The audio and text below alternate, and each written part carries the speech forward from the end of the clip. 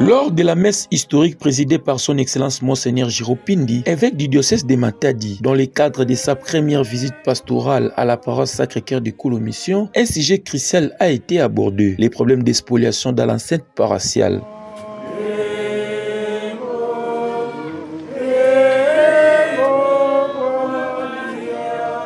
Cet événement, marqué par la présence du député national de Mbanzangongo, Pierre Ntsumbu Mtukalavo, en vacances parlementaires de la session ordinaire 2025, a permis de mettre en lumière une situation préoccupante. Et en tant que député, j'ai eu l'occasion d'être saisi par plusieurs personnes, par certaines autorités, par la société civile, sur le climat délétère qui règne dans cette paroisse.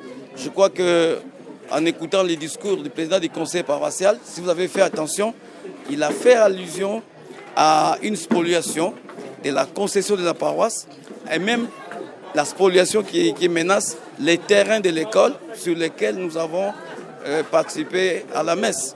Et donc c'est un problème quand même très grave parce que, comme vous l'avez appris, comme toutes les paroisses catholiques, là où sont passés les missionnaires, là où œuvre le prêtre, les religieux, il faut reconnaître que l'Église a toujours contribué énormément au développement social. La spoliation des terres et des biens de la paroisse constitue une atteinte grave non seulement à l'Église, mais aussi à l'ensemble de la communauté qui trouve en ce lieu un espace de culte, de rassemblement et de développement social. Un petit village dans la forêt ne serait pas devenu ce que nous avons aujourd'hui.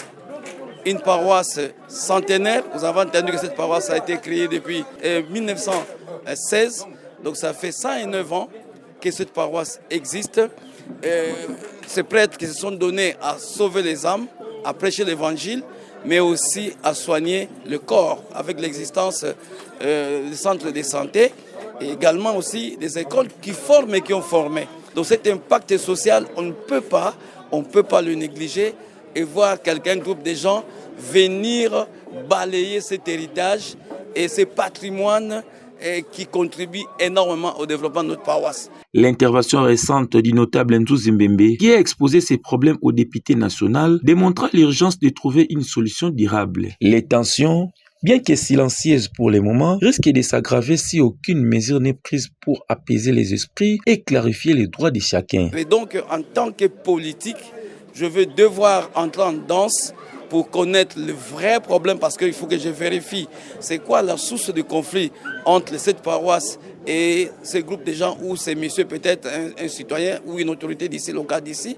et qui sera en conflit avec l'Église. Je vais entrer en profondeur pour que la paix qui est menacée revienne, pour que cette paroisse soit effectivement sécurisée, y compris les personnes qui y habitent, pour que l'Église locale située ici continue à faire son travail de développement intégral de l'homme. Heureusement, un terrain d'attente semble se dessiner avec le député national Pierre Ntsumbu, notamment les chefs de groupement, le chef d'agglomération et les services de sécurité. Leur implication est essentielle pour restaurer un dialogue constructif et trouver une solution équitable. Voilà, c'est à quoi je m'engage. Aujourd'hui, vous avez vu la présence même des militaires. Les catholiques n'ont pas l'habitude de se faire sécuriser par des militaires. C'est démontrer la terreur qui sévit ici. Parce que nous, on n'a pas besoin des militaires. Les militaires, c'est pour la guerre. Nous avons besoin de la police. Et si vous voyez des militaires ici, ça signifie qu'il y a un problème.